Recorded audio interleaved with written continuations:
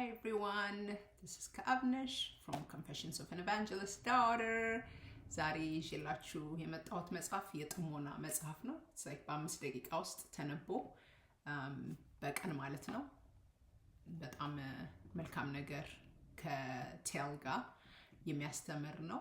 ያው የምናውቀው አገልጋይ ነው። በጣም የምንወደው የምናከብረው የምናደንቀው ከስር ልጆች ሆነን እሱ ወጣት እያየ ነው ያደገን ማለት ነው። በሙሉ ወንጌል ቸርች ውስጥ በጣም የሚደነቅ ወጣቶች የሚወዱት በጽድቅ በቅድስና ያገለግል የነበረ ወጣትነቱን ለእግዚአብሔር የሰጠ ታማኝ አገልጋይ የነበረ ማለት ነውና በጣም የምንወደውና የምናከብረው አገልጋይ የነበረ ነው ወንጌላዊ ያሬድ ጥላሁን።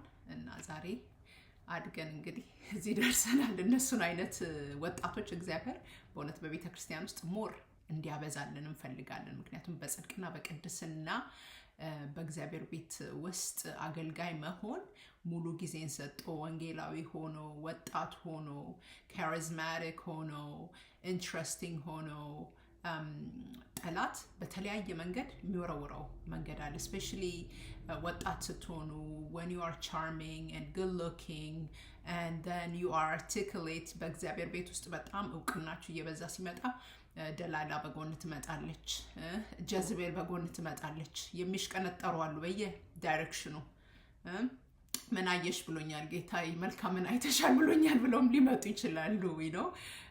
አንተ ባሌ ነህ ብሎ ይመጣሉ። ብዙ ነገር አለ እና በጥበብና በእውቀት ፌምንና መታወቅን እግዚአብሔር የሰጠውን ስጦታ በታማኝነት የሚያገለግል ወጣት ታማኝ ወጣት ረሚነንት የሆነ ለክርስቶስ የተለየ ወጣት በዚህ ጊዜ ማፍራት ቤተክርስቲያን ማፍራት መቻል በጣም ትልቅ ስጦታ ነው።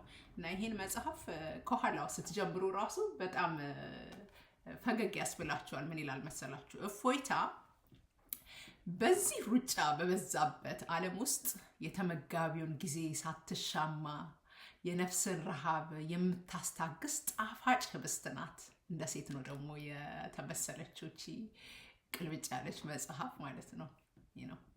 ሴት ሁሌም የተመረጠች ናት፣ ተበጃጅታ የተሰራች ናትና ውበቷን ለማሳየት በሴት ነው። ምድር በሴት ነው የምትመሰለው። ብዙ ነገር መልካም ነገር ሲሆን በሴት ነው የሚመሰለውና ጣፋጭ ህብስት ናት። አንባቢ ለጥናት ሰፊ ጊዜ መመደብ ሳያስፈልገው በ5 ደቂቃ ውስጥ ሊያጣጥማትና ተግባሩን እየከወነ በማሰላሰል ሊያመነዥጋት የሚችል ምጥን ጉርሻ ናት። I love the storytelling here. የዕለቱ የምትነበብ በየዕለቱ የምትነበብ እንደመሆኗ መጠን ሳያሰልሱ አማርኛ እኮ እየጠፋብን ሳያሰልሱ የእግዚአብሔርን ቃል የማንበብና የማሰላሰል ብሎም የመተግበር ልማድ በአንባቢዎቿ ውስጥ ታዳብራለች። I like that. ሳያሰልሱ okay. ዳይጀስተብል ነው ማለት ነው። ኢዝሊ ዳይጀስት ማድረግ ይቻላል። ኢትስ ናይስ እንደዚህ አይነት የጽሞና መጽሐፍ ሲኖር ዳይጀስት አድርጎ ቀኑን በቀላሉ በኢዚ መንገድ ማስኬድ ሲቻል ጥሩ ነው። በውስጧ 60 የተለያዩ ተረኮች ላይክ መተረክ እንደማለት የሚተረኩ ነገሮች አሉ። ተረኮችን ያዘለች እንደመሆኗ ሳይታወቅ እየጣፈጠ እንደሚወርድ ምግብ ወደ ውስጥ ገብታ መድኃኒት የምትሆን በልክ የተሰነገች የጥሞና መድብል ናት እንደማለት ይመስለኛል። ከመጽሐፉ መግቢያ የተወሰደ ወንጌላዊ ያሬድ ጥላሁን። መግቢያውን just የመጀመሪያውን አነብላችሁ ነው። አቆማለሁ። መግቢያ ይላል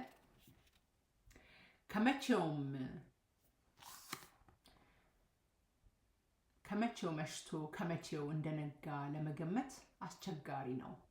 ቀኑ እንደ ወፍ በአይናችን ፊት ብር ብሎ ያልፋል። ድሮ ጊዜው ይሮጣል ይባል ነበር። አሁን ግን ይሮጣል የሚለው አይገልጸውም። ይበራል ቢባል ይቀላል። እያለ ይቀጥላል እና ይሄ መግቢያው ነው እንግዲህ። ስለዚህ መግቢያውን ካነበብን እንደዚህ ያለ ቀራጺው የሚል ጉልቻ ወይስ I like this ጉልቻ ወይስ ፈርጥ wow okay so next time I'm going to tell the story, read the story. For today this is a good start. እፎይታ I have 3 of them. ሶስትን ይላከልኝ እና ጎልደን ኦይል ሚኒስትሪን ሪች አውት አድርጋችሁ ኦርደር አድርጉ። እፎይታን በቀን አንድ ታሪክ ብታነቡ it's going to be very good. Just like በ5 ደቂቃ የምትነበብ ናት። On the first story is like 1 and then the second this and I'll read it to you every day. እንግዲህ I'll try to do that, not every day, twice a week እንሞክራለን። This is your host. Wake up and let's do meditation. ጽሞና ጸጥ ብለን እግዚአብሔርን የምናዳምጥበት 2026 እግዚአብሔርን የምናዳምጥበት ቃሉን የምናጣጥምበት በምሪት የምንንቀሳቀስበት ዝም ብለን የማንሮጥበት የምንረጋጋበት ብሪዝ የምናደርግበት የምንተነፍስበት ሪላክስ የምናደርግበት የምንጨመጭምበት ስር የምንሰድበት የምናበብበት አመት ይሆንልናል። when ስንረጋጋ ጽሞና ሲኖረን when we calm our mind and allow the Holy Spirit to control our mind እግዚአብሔር መንፈሱ እንዲገዛን ስናደርግ ስንረጋጋ እግዚአብሔር ይነግረናል ያዋራናል ማለት ነው። ምክንያቱም በመመለስና በማረፍ ትድናለህ ነው የሚለው። ትድኛለሽ በመመለስና በማረፍ እግዚአብሔር እንድናርፍ ነው የጠራን። የጠራን የእረፍት ቀን ደግሞ ሰጥቶናል። ሰንበትን እናክብር። በሰንበት ከራሳችን ጋር ከልጆቻችን ጋር ከቤተሰባችን ጋር የምናሳልፍበት ከሆነ everything will be good.